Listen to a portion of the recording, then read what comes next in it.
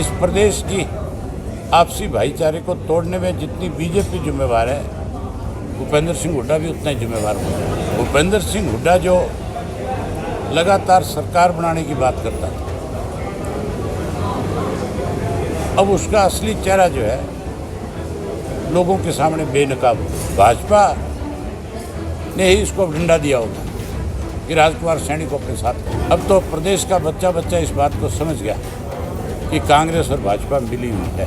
Local leadership है हरियाणा की, जो अपने आप को धुरंधर नेता मानते हैं, उनकी हालत ऐसी पतली है कि वो एक दूसरे के लिए कहते हैं कि आप चुनाव लड़ो, वो कहता है आप चुनाव लड़ो। हिम्मत नहीं जुटा पा रहे चुनाव लड़ने। बात तो 10 सीट जीतने की करते थे और किसी एक के भी इतनी हिम्मत नहीं है कि वो कहीं खड़ा होकर के ये कह दे कि पार्टी मुझे जो जिम्मेवारी लगाएगी मैं उसको निभाऊंगा। भाग रहे हैं। भूपेंद्र सिंह हुड्डा जो लगातार सरकार बनाने की बात करता था, अब उसका असली चेहरा जो है लोगों के सामने बेनकाब हो गया। जो जाट आरक्षण आंदोलन चला था, उस आंदोलन के दौरान उसने दूरी बना करके रखी। हालांकि उस आंदोलन का सबसे बड़ा असर जो है रोहतक के ऊपर था और हुड्डा अपने आप को रोहतक का बहुत बड़ा नेता मानता है। लेकिन उसने वो जो दूरी बनाई थी उसका कारण एक ही था कि इसको इस बात का डर था कि मैं अगर कहीं इस आंदोलन का हिस्सा बन गया तो कल को सरकार मुझे परेशान करेगी, तंग करेगी। ये भाजपा के साथ मिला हुआ था। हमने अनेक बार आपके सामने ये बात रखी कि एजेंट है बीजेपी, इसको बीजेपी जैसे चाहती है उसी तरह से इसको आगे बढ़ा देती है। ये राज्यसभा के चुनाव थे, ये मनोहर लाल खट्टर की सरकार को बचाने के लिए नो कॉन्फिडेंस मोशन मूव करने की बात थी। अनेक ऐसे मौके आए जब इसने उनकी खुल करके मदद करी। अब जब चुनाव आ गया और राजकुमार सैनी के पास जब इसने अपना दूत भेजा और राजकुमार सैनी ने खुल करके ये बता दिया, इसने तो आप लोगों के आगे सफाई दी थी, ये कहा था कि मेरा इससे कोई वास्ता नहीं है, मेरी जानकारी में नहीं है। कांग्रेस के हेडक्वार्टर पे कैसे गया, कैसे उसने प्रेस कॉन्फ्रेंस की, कैसे उसने समर्थन किया, मैं बात करूंगा ऊपर। और हम ऐसे लोग, ऐसे व्यक्ति को साथ नहीं लेकर के चले।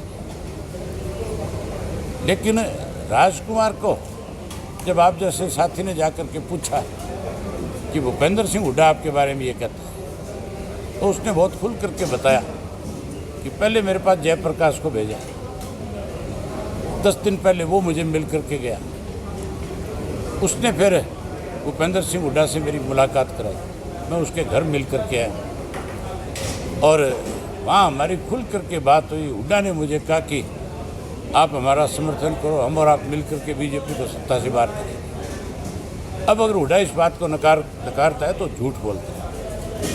इसका मतलब सीधा सीधा है कि ये राजकुमार सैनी के साथ आज से सांठगांठ नहीं है। भाजपा ने ही इसको डंडा दिया होगा कि राजकुमार सैनी को अपने साथ करो, और इसने फिर इन सारी चीज़ों को आगे बढ़ाया। इस प्रदेश की आपसी भाईचारे को तोड़ने में जितनी बीजेपी जिम्मेवार है, भूपेंद्र सिंह हुड्डा भी उतना ही जिम्मेवार होगा।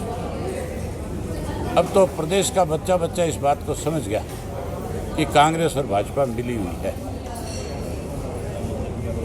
जहाँ ये मिल करके इस प्रदेश को कमज़ोर करना चाहते हैं। नेशनल पार्टियाँ हमेशा उनकी एक सोच होती है कि रीजनल पार्टी आगे ना बढ़े, लेकिन रीजनल पार्टियाँ जो है उन पे लोग ज़्यादा विश्वास भरोसा इसलिए करते हैं कि वो लोगों के हितों की रक्षा करते हैं, वो लोगों की भावनाओं के मुताबिक काम करते हैं, बजट खर्च करते हैं। इन लोगों ने तो लूटने का काम किया है। अब प्रदेश के लोग बहुत परेशान हैं, दुखी है। भाजपा को तो सत्ता से बाहर करेंगे। कांग्रेस की पोल भी राजकुमार ने खोल दी। आप देखना, जैसे पंजाब के अंदर सारी पार्टियों को लोगों ने धराशायी कर दिया था और आप पार्टी को सत्ता सौंप दी थी, उस तरह के नतीजे हरियाणा में भी आएंगे। आज जो हमें छोड़ करके गए थे वो तो खत्म हो गया, उनका तो जिक्र ही नहीं है। वो तो जितनी तेजी से आए थे उतनी तेजी से चले गए बेचारे। कांग्रेस और बीजेपी आज दोनों की दोनों जो है सामने आ चुकी है कि लोग मिल करके प्रदेश को बर्बाद कर। लोगों का विश्वास हमारे प्रति बहुत बड़ा है। ये चीज़ मैंने जब यात्रा करी थी, उस यात्रा के दौरान देखा था। हर व्यक्ति फिर से चाहता है कि चौधरी देवीलाल की नीतियों को आगे बढ़ाया जाए, सरकार बनाई जाए। हमसे जुड़े रहने के लिए हमारे YouTube चैनल को सब्सक्राइब करें और नई वीडियो की नोटिफिकेशन के लिए बेल आइकॉन को दबाएं। अगर आप ये वीडियो Facebook पर देख रहे हैं तो लाइक जरूर करें और ज्यादा से ज्यादा शेयर करें। धन्यवाद।